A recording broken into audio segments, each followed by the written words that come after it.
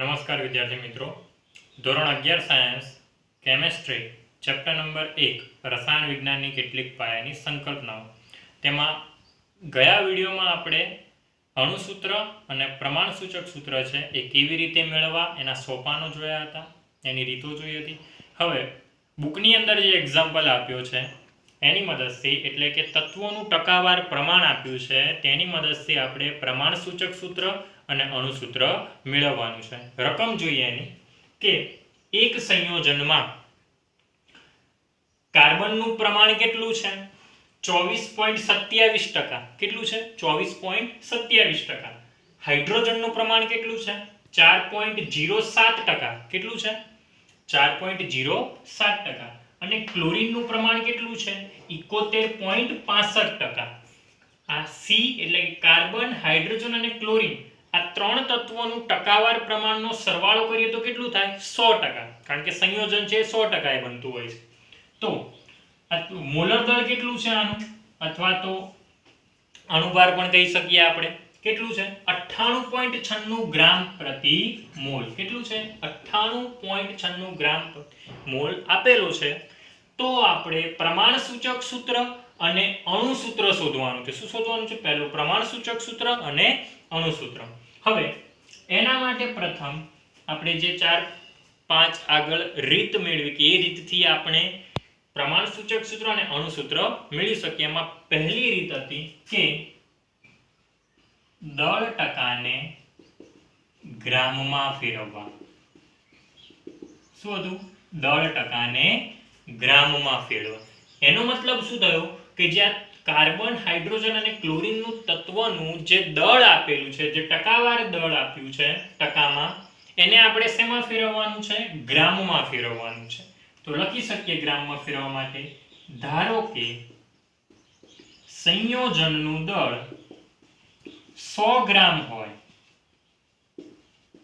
ધારો કે સંયોજનનું દળ કેટલું હોય? 100 ગ્રામ હોય. તો કાર્બનનું દળ કેટલું થશે? 24.27 ગ્રામ.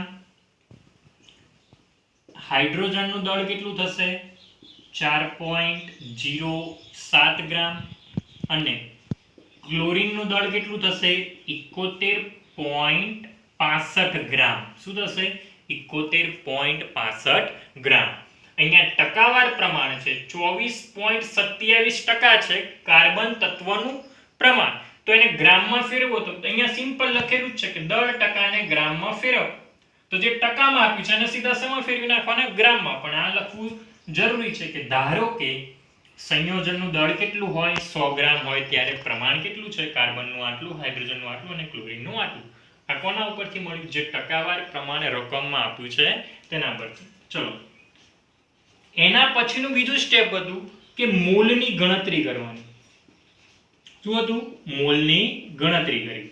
હવે મોલની ગણતરી ત્રણે ત્રણ તત્વોની, કાર્બનના મોલ, હાઇડ્રોજનના મોલ અને ક્લોરીનના મોલ શોધવાના છે. તો હાઇડ્રોજનના મોલ બરાબર, હાઇડ્રોજનનું મોલ શોધવું હોય તો આપણે શું જોઈએ? તો મોલ શોધવા માટે પહેલા તો પરમાણ્વીય દળ અથવા તો પરમાણુ દળ કોનું? તો અહીંયા આપણે એવું લખી શકીએ, હાઇડ્રોજનનું દળ ભાગ્યા પરમાણુ ભાર. શું લઈ શકીએ? હાઇડ્રોજનનું દળ ભાગ્યા પરમાણુ ભાર. એ કોનો પરમાણુ ભાર? તો કે હાઇડ્રોજનનો. શા માટે? હાઇડ્રોજનના મોલ શોધીએ છીએ માટે. ત્યારબાદ બીજું છે કાર્બન. પહેલા કાર્બન અથવા હાઇડ્રોજન, વાંધો નહીં, ઉપર નીચે લખેલું છે. એ પછી લખીએ કાર્બનના મોલ. તો કાર્બનના મોલ શોધવા હોય તો કાર્બનનું દળ લેવું પડે અને કાર્બનનો પરમાણુ ભાર લેવો પડે. ચલો, ત્યારબાદ ક્લોરીનના મોલ. ક્લોરીનના મોલ શોધવા હોય તો ક્લોરીનનું દળ ભાગ્યા ક્લોરીનનું પરમાણુ ભાર. શું લેવાનું છે? ક્લોરીનનો પરમાણુ ભાર. ચલો, હાઇડ્રોજનનું દળ કેટલું છે? 4.07 બરાબર ગ્રામ એનું દળ છે. જુઓ અહીંયા આગળ. ત્યારબાદ હાઇડ્રોજનનો પરમાણુ ભાર કેટલો થાય? તો આપણે જાણીએ છીએ હાઇડ્રોજનનો એક્ઝેક્ટ પરમાણુ ભાર કેટલો થાય? 1.008. કેટલો થાય? 1.008. થાય કે નહીં હાઇડ્રોજનનું. ત્યારબાદ જોઈએ કાર્બનનું દળ કેટલું છે, તો કે કાર્બનનું દળ આપેલું છે અહીંયા 24.27. કેટલું આપ્યું છે 24.27 અને કાર્બનનો પરમાણુ ભાર કેટલો થશે 12.011. કેટલો થશે 12.011. આ એનું પરમાણુ ભાર છે. ક્લોરીનના મોલ શોધવા માટે ક્લોરીનનું દળ કેટલું છે 71.65. કેટલું છે 71.65. અને હવે અહીંયા જુઓ તો ક્લોરીનનો પરમાણુ ભાર થશે 35.453. કેટલો થશે 35.453 અથવા તો 35.5 પણ લખી શકો. હવે સાદુરૂપ આપીએ તો 4.07 ભાગ્યા 1.008 કરીએ એટલે આપણને જવાબમાં મળે છે 4.037. એટલે આપણે 4.04 લખી શકીએ. 5 કરતા મોટી સંખ્યા હોય તો આગળ 1 નો વધારો થાય, આપણે જાણીએ છીએ. ચલો બીજા નંબરમાં છે 24.27 ભાગ્યા 12.011 એટલે આવશે 2.02 કે જે કાર્બનના મોલ છે. ચલો ત્યારબાદ જોઈએ 71.65 ભાગ્યા 35.453 એટલે આનો પણ જવાબ આવે છે 2.02. બરાબર. એટલે આ શું મળી ગયા આપણને કાર્બન, હાઇડ્રોજન અને ક્લોરીનના મોલ મળી ગયા. ત્યારબાદ આપણે મેળવવાનો છે સાદો ગુણોત્તર. શું મેળવવાનું છે સાદો ગુણોત્તર. હવે સાદો ગુણોત્તર મેળવવા માટે આગળ આપણે રીતમાં શીખ્યા કે આ ત્રણે ત્રણ સંખ્યા છે એમાંથી જે સૌથી નાની સંખ્યા હોય એના વડે દરેકને શું કરી નાખવાના છે ભાગી નાખવાના છે સાદો ગુણોત્તર મેળવવા માટે.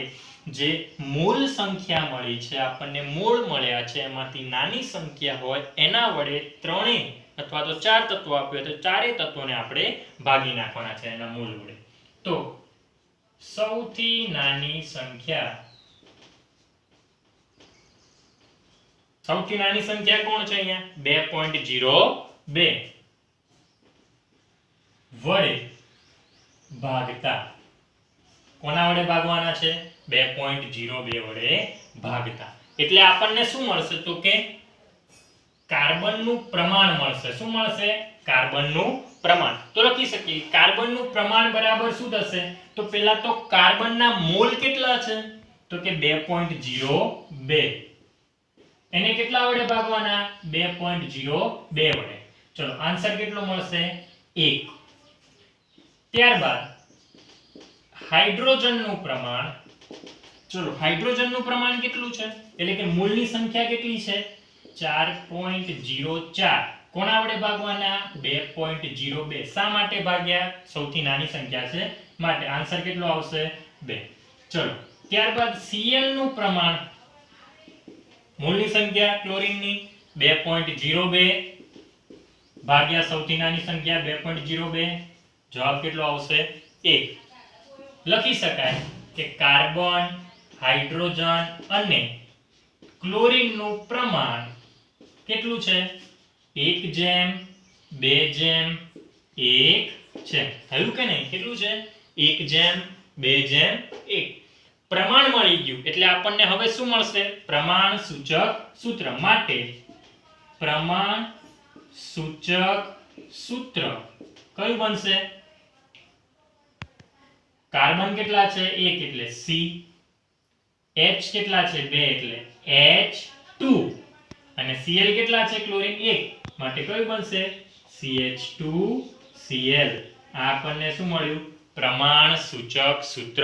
શું મળે છે પ્રમાણ સૂચક સૂત્ર. ચલો અહીંયા આપણું એક સ્ટેપ પતે છે એટલે કે પ્રમાણ સૂચક સૂત્ર શોધવાનું કીધું છે એ આપણે શોધ્યું. હવે શું રહ્યું શોધવાનું હજી એક્ઝામ્પલ પત્યો નથી. હજી આપણે બાકી છે અણુ સૂત્ર. શું બાકી છે અણુ સૂત્ર. તો અણુ સૂત્ર શોધવું હોય તો આપણને સૂત્રભાર શોધવાનો છે. આ જે પ્રમાણસૂચક સૂત્ર મળ્યું છે એ પ્રમાણસૂચક સૂત્રનો સૂત્રભાર મેળવવાનો છે. હવે એ સૂત્રભાર મેળવવા માટે અહીંયા જુઓ આપણે જાણીએ કે સૂત્રભાર મેળવવો હોય તો શું કરીએ, અણુ સૂત્ર હોય તો આપણે અણુભાર મેળવીએ છીએ. પ્રમાણસૂચક સૂત્ર છે માટે સૂત્રભાર મેળવીશું. તો CH2Cl છે માટે C 1 છે, હાઇડ્રોજન કેટલા છે 2, ક્લોરીન કેટલા છે 1. ચલો કાર્બનનું શું થશે 12 પરમાણુ દળ કેટલું થાય 0.11, હાઇડ્રોજનનું 1.008, ક્લોરીનનું 35.453 આપણે જાણીએ છીએ. ચલો સાદુરૂપ આપીએ 12.011 8 દુ 16 એટલે 1.016 સોરી 2.016 પ્લસ 35.453 ત્રણેયનો સરવાળો કરીએ 3 9 10 2 3 8 અને 4 0 0 એટલે અહીંયા આવશે 4. ચલો 5 6 7 8 9 2 ને 3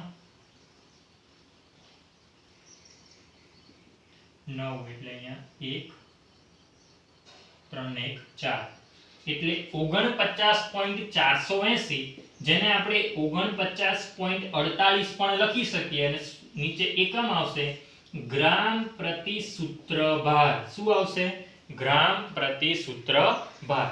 આ સૂત્રભાર કોનો શોધ્યો આપણે, જે આપણને પ્રમાણસૂચક સૂત્ર મળ્યું છે એનો. ત્યારબાદ હવે આપણે સૂત્રભાર મળી ગયા પછી અણુસૂત્ર શોધવા માટે આગળ જોઈએ.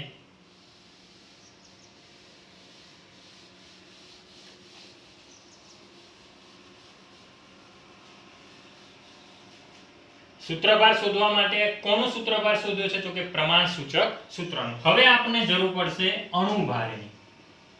કોની જરૂર પડશે અણુભારની. અણુભાર એટલે શું થશે મોલર દળ. શું થશે મોલર દળ. એ આપણને આપેલું છે કેટલું 98.96 ગ્રામ પ્રતિ મોલ. કેટલું આપ્યું છે 98.96 ગ્રામ પ્રતિ મોલ. એ અણુભાર તો આપેલું છે કે નહીં. ચલો ત્યારબાદ હવે આપણને શોધવાનું છે n એટલે કે સંખ્યા. બરાબર છે. n શોધવા માટે આપણને જરૂર પડશે અણુભાર ભાગ્યા સૂત્રભાર. શું આવશે અણુભાર ભાગ્યા સૂત્રભાર. આ રીત આપણે આગળ શીખેલા છીએ આના આગળના વિડિયોમાં કે અણુભાર અથવા તો અણુસૂત્ર શોધવા માટે આપણને સંખ્યા શોધવી જરૂરી છે. તો અણુભાર કેટલો છે અહીંયા 98.96, સૂત્રભાર કેટલો છે 49.48. હવે જુઓ 48 દુ 96 અને 49 દુ 98 એટલે જવાબ કેટલો આવશે 2. એટલે આપણને n બરાબર કેટલા મળ્યા તો કે 2. તો હવે લાસ્ટ સ્ટેપ થશે કે અણુસૂત્ર બરાબર 2 ગુણ્યા પ્રમાણ સૂચક સૂત્ર. શું થશે અણુસૂત્ર બરાબર 2 ગુણ્યા પ્રમાણસૂચક સૂત્ર. આ ડાયરેક્ટ મૂક્યું છે. ડાયરેક્ટ ના મૂક્યું તો અહીંયા એવું આવશે n ગુણ્યા પ્રમાણસૂચક સૂત્ર. તો n ની કિંમત મૂકો 2. પ્રમાણસૂચક સૂત્ર કયું છે CH2Cl. એના વડે તમે ગુણી નાખો તો શું બનશે કાર્બન કેટલા 2, હાઇડ્રોજન 2 છે એટલે 2 ને 2 કેટલા થશે 4 એટલે C2H4 અને ક્લોરીન કેટલા છે 2. તો આપણને અહીંયા અણુસૂત્ર મળે છે C2H4Cl2 કે જેનું તમે પરમાણુય દળ મૂકીને સરવાળો કરશો તો તમને આનું દળ કેટલું મળશે એટલે કે અણુસૂત્ર કેટલું મળશે અથવા તો અણુભાર અને મોલર દળ કેટલું મળશે 98.96. આનું સૂત્રભાર મળશે. આનું શું મળશે અણુભાર. પરંતુ પ્રમાણસૂચક સૂત્રની મદદથી આપણે શું શોધી શકશું અણુસૂત્ર. દાખલો થોડો લાંબો છે. વારંવાર જોશો અને પ્રેક્ટિસ કરશો તો તકલીફ નહીં પડે.